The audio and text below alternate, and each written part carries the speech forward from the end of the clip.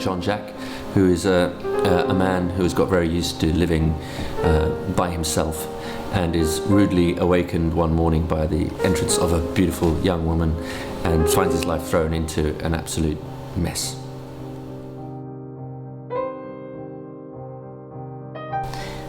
Suzanne is a young French girl. We don't know much about her because the point of her is that she arrives quite suddenly and unexpectedly, without much of a history. She's inclined to making up stories, and she lives in her own world, really. And anyone who doesn't appreciate her own world, she'll drag in as far as she can, but otherwise isn't too bothered. So she's kind of just mischievous, naughty, and quite fun.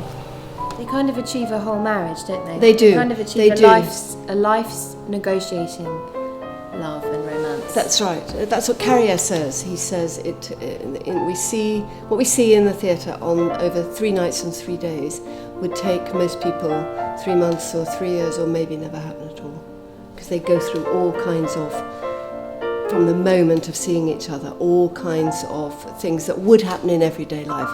Rows and discussions and spats and things about ownership and things about, who's nicer and who's more in love with whom and whose flat it is, essentially. It's a love story between a man, a woman and a flat.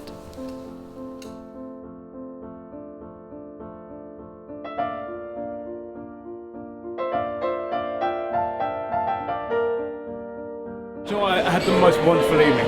I came in having read nothing about it, no idea what to expect, and kind of blew me away. It was scarily pertinent about relationships and on point, and I leave a bit disconcerted. Very well acted, very well directed, and beautiful music, I must say, really beautiful music. I loved it. Yeah, I loved it.